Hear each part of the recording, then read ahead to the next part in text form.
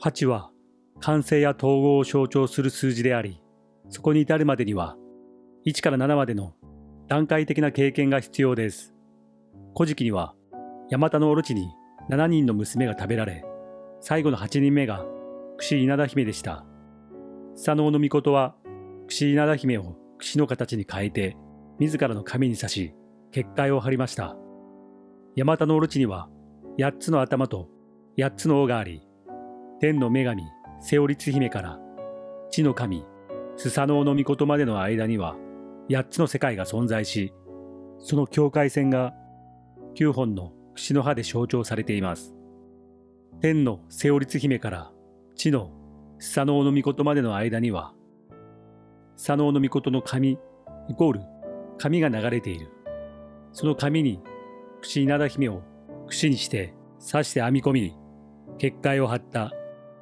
戸塚の剣でヤマタノオロチを退治したとき、その尾から三種の神器の一つ、草薙の剣が現れました。戸塚の剣は象徴世界における十字の剣であり、分離された世界を貫き、統合へ導く神の意志の剣でもある。十、完全性、統合、十字、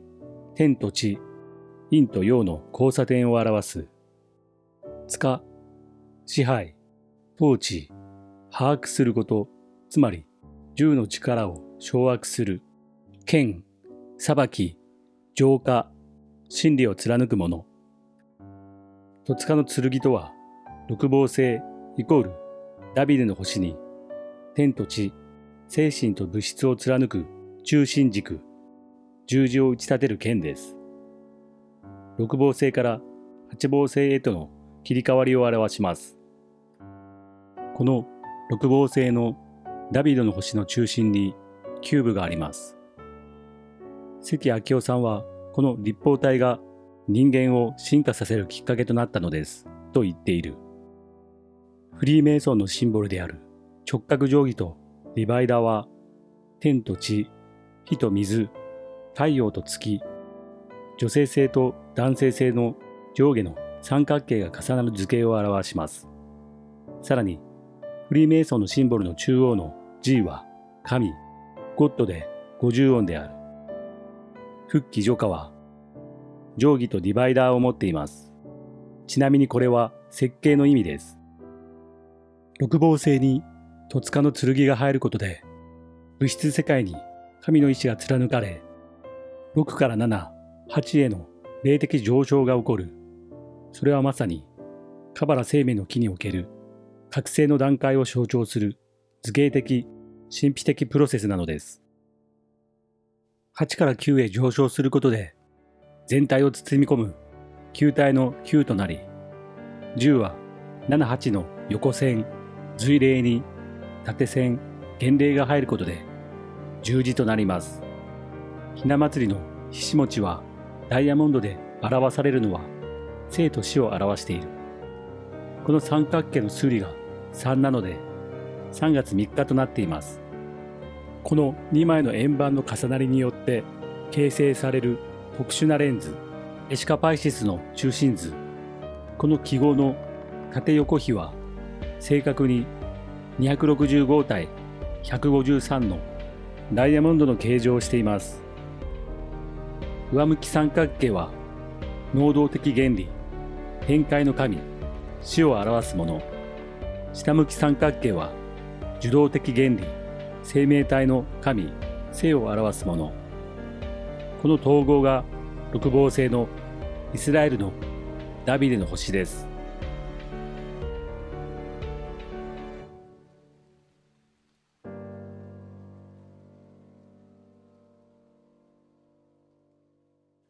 ヤマタノオロチは6のティファレトを中心に上下に頭と尻尾で分かれている。この8までの世界のほとんどがヤマタノオロチに覆われてしまっている状態になっている。最後の8の世界を守る境界線が8人目の櫛稲田姫となる。この7までの世界をティファレトを中心に上下に8で分かれているのが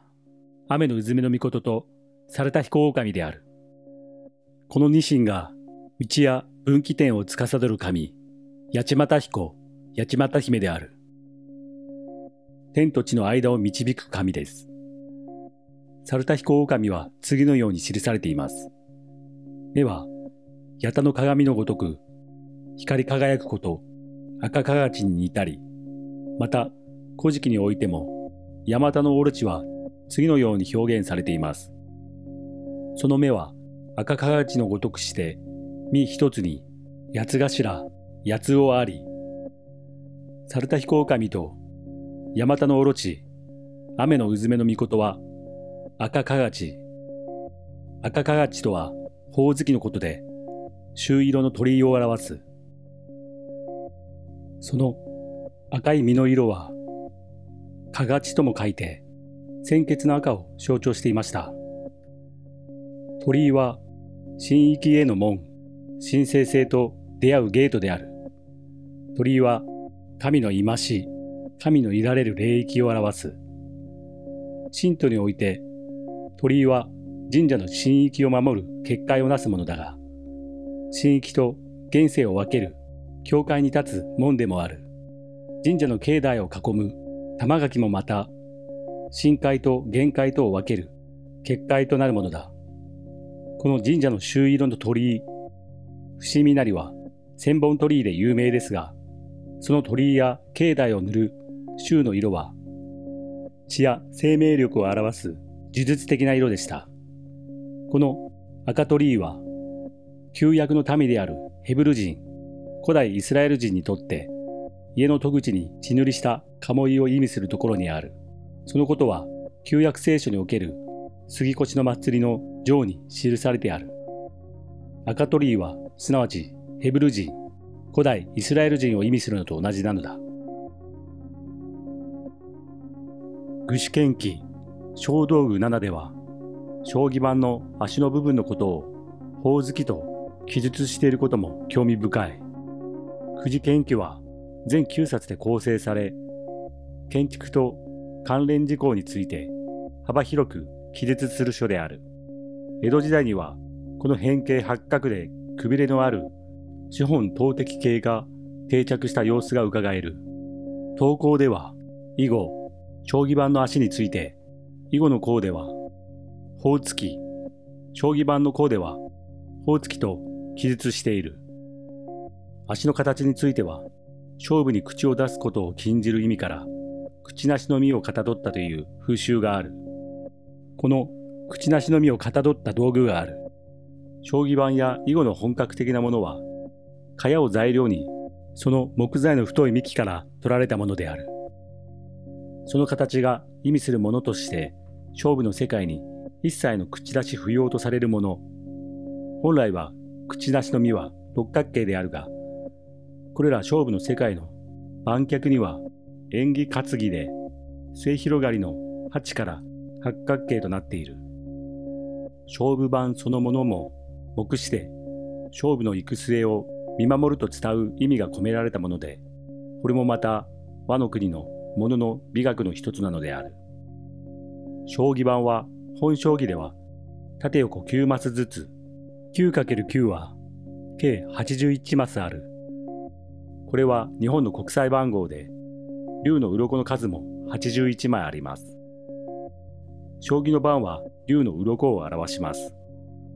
9月9日は五節句の一つである重陽の節句です。菊の節句とも呼ばれ、重陽の節句は奇数は縁起が良い、陽数、偶数は縁起の悪い、因数と考えられ、陽数の最大値である9が重なる9月9日を重陽と呼び、節句の一つとしました。旧暦の9月9日は現在の10月中旬頃にあたり、まさに菊が美しく咲く時期です。イザナギとイザナミの最後のシーンで、イザナギは生きている状態で黄泉の国に行ったわけであり、聖者となります。それに対してイザナミは角土を産んだ時に亡くなっており、死者となります。イザナギは黄泉の国で8柱の来光に追われる。その時、道端に桃の木があり、その木の下に隠れて、桃の実を3つ取って投げつけると、来光は退走していった。イザナギの命はその桃の実に、自分を助けたように人間も助けなさいと言って、大カムズミの命、偉大な神霊という名を授けました。このほおずきは、赤かがち、かがち、猿田彦狼と、雨のうずめの命、ヤマタノオロチを表します。将棋盤は、平安京を表していると思われます。縦横9マス、9×9 の81マスあります。猿田彦狼と雨のうずめの命は、縦横7マスの世界で、メノラーを表す。縦横8マスで、スサノオと櫛稲田姫との二元性の統合で、縦横9マスとなり、ハヌキヤとなり、81の竜の鱗となる。その形が猿田彦狼と雨のうずめの命の2つのメノラーの統合で、寿の字となり、ウロボロスとなる。ウロボロスとは宇宙の根源、あるいは象徴であり、己の尾を噛んで輪となった蛇、もしくは竜である。このシンボルは完全なるものを意味する。すべては一つであるという全体感、分離から統合への象徴ともされます。ヌトとゲブの統合、イザナギとイザナミの和解を表す。与物平坂でのイザナギとイザナミは、死者と生者が大岩を挟んでことどを渡します。くくり姫は死者のイザナミと生者のイザナギの間をくくった姫であり、くくり姫の名前になったとする説も存在します。くくり姫の話の直後に、イザナギはみそぎに向かっているため、くくり姫はイザナギに汚れを落とすみそぎを行うように進めたとする説もあります。火の触りを水の霊力で払う呪法を伝えた人やことの間を取り持つ神、くくりの道を歩む私たちをご守護、お導きしてくださる働きの神様、この度の仕組みを担われている神様であるという。くくり姫がイザナギにみそぎを行うように進言し、イザナギはくくり姫の言葉を喜び、みそぎに向かったとする。みそぎは罪や汚れを落とし、自らを清らかにすることを目的とした神道における水浴行為である。不浄を取り除く行為である。祓いの一種とされる。神事の前における行として、一般参拝者が手水で清めることも祓いの一種であるとされる。北斗七星は大熊座の腰から尻尾を構成する7つの明るい恒星の整列のことで、整列をつなぐと柄杓のような形に見えますが、古代中国では天帝の乗り物に見立てられていました。7つの恒星は唐の密教経典によると、柄杓の注ぎ口から塚先に向かって順番に東論星、巨門星、六相星、門国星、連城星、無国星、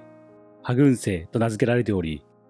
天の北極と塚先にあたる波軍星との位置関係によって線の占いが行われていたようです。すなわち、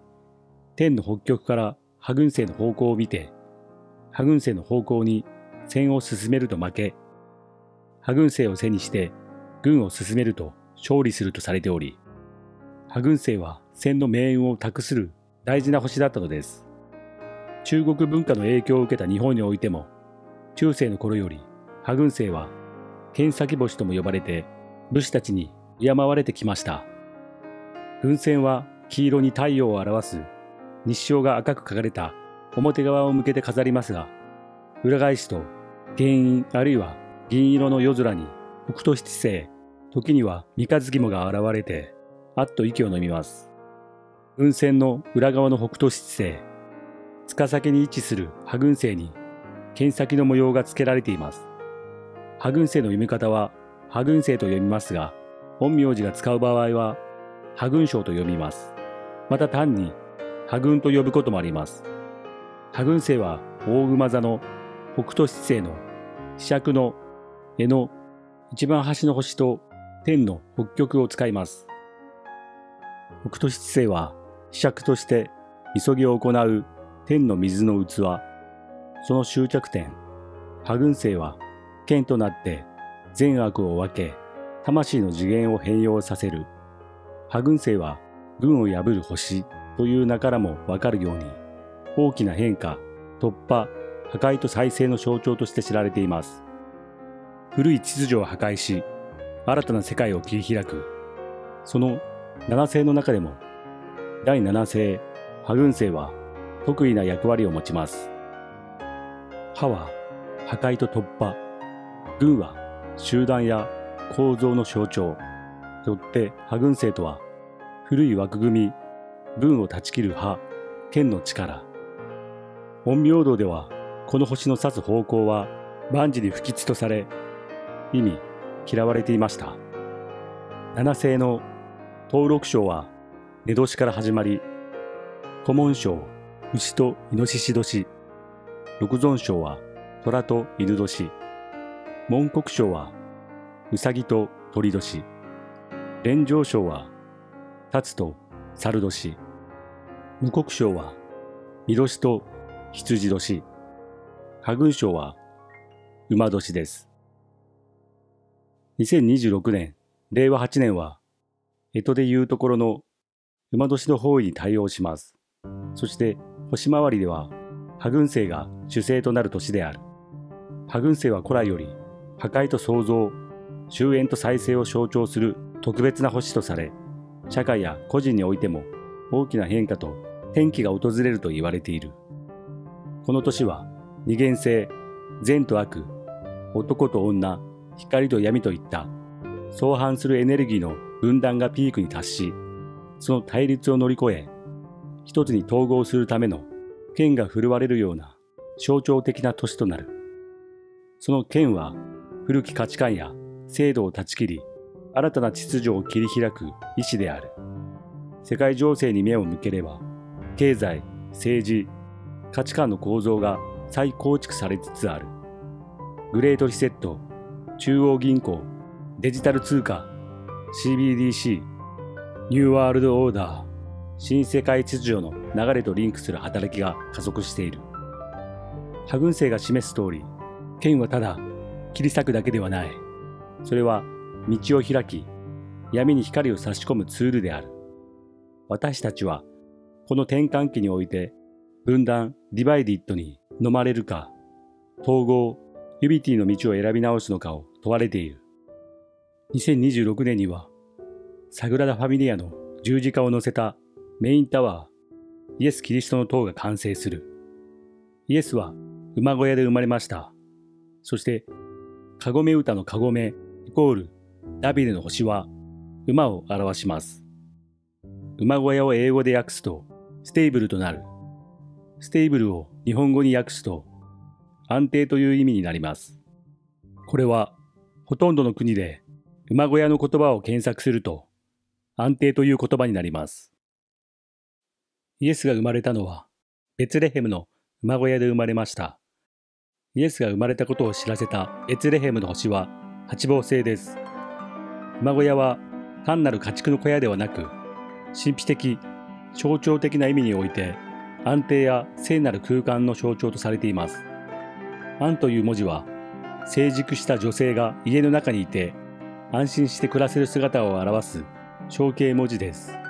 これは母系社会において女性の存在と安寧こそが共同体全体の平和と繁栄の礎であったことを示しています。そのため馬小屋という空間は神聖で安定した場所、すなわち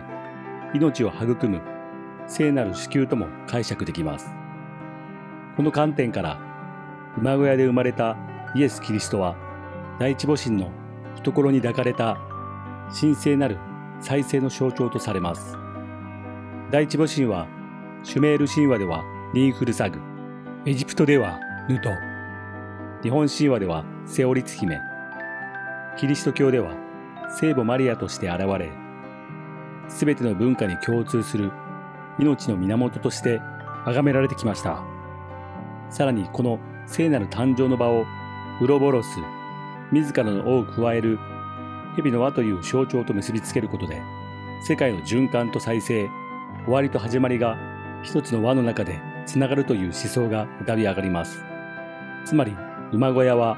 分断された世界から統合された真理へ至る入り口であり、そこに生まれたキリストは人類にとっての